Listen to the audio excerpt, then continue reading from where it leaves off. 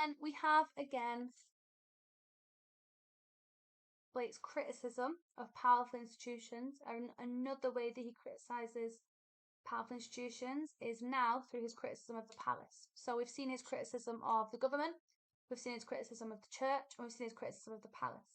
Now I feel like Blake could have just gone on and on and on. It's not necessarily that he thinks it's just these places' fault, but he's showing us some examples of where help could be given or power exists to make change, but it's not because corruption, because poverty, because suffering and oppression still exists. And he's showing us that it exists in all of these places. So it shows us the extent and the kind of size of it. There is a lot of oppression for the people of London. And I suppose London, because it is the capital city of England, he's talked about the oppression of all people, not simply just the oppression of people in England. In London, sorry. He's on about all people. And this is a really interesting quote. I like it a lot because, like with blackening, just one word gives us everything we need. So let's do exactly the same thing we did before. And let's take the two images. It tells us that the soldier's sigh runs in blood down Palace Wall. Think about what are those revealing images. It's blood and it's Palace Walls. So, first thing I want you to do, I want you to tell me what the palace is. What does it represent? The palace is literally what? Okay, the palace is literally the home of the monarchy. It is literally a representation of the superiority and potency of the monarchy. It represents that powerful institution of the monarchy. Okay? And these palace walls is, I feel like from Blake, quite a sharp critique. When he says these palace walls, it's a blame here. He is blaming the suffering of the soldiers and by proxy the people of London on the palace.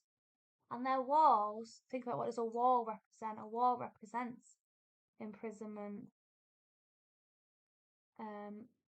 division, like keeping people out. So Blake blames the monarchy for conflict and the suffering of the soldiers. The sigh of pain, misery, frustration, or woe of the soldier becomes blood down the palace walls. So he's blaming directly the palace walls because the blood is on the walls. So the blood is the fault of the monarchy. Palace has power. Palace has the ability to change. Now, if you put this in a real world context, the palace, the king at the time, kept becoming involved in disputes, okay? And therefore there was a lot of conflict.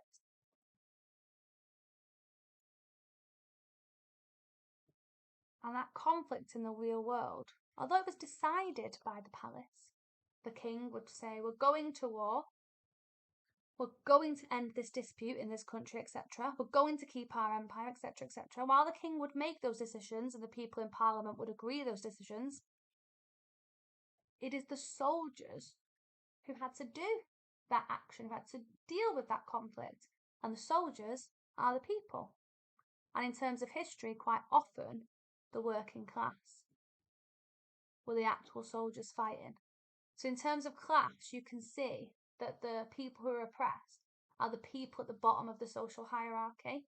And Blake is blaming the people at the top of the social hierarchy who can really make that difference because they have the ability to change. So symbolically, these walls could represent the barriers constructed by the monarchy to preserve their own superiority, to protect their status and the status quo, and to exclude inferiors. But that imprisonment and that kind of barrier is creating the blood and by proxy, suffering. Woe is a quote from the poem, so let's get that in there. Suffering, the woe, the misery. And we know that blood, think about Lady Macbeth, think about other poems that we've studied, we know that blood is a permanent stain.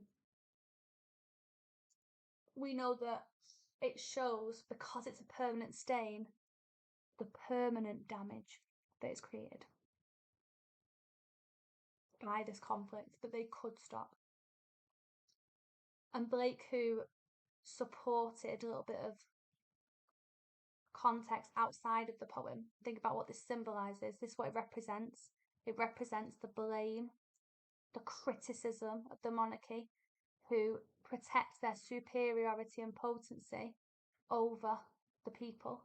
And because of that, because of their selfish actions, their selfish decision to imprison and block and create a barrier between them and the people, it creates suffering, woe, and this is quite permanent damage, permanent oppression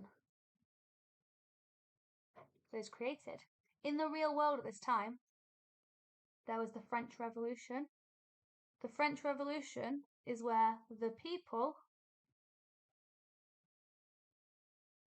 overtook the monarchy. It lasted a few years, but the people destroyed the monarchy, and there was never a monarchy ever again in France.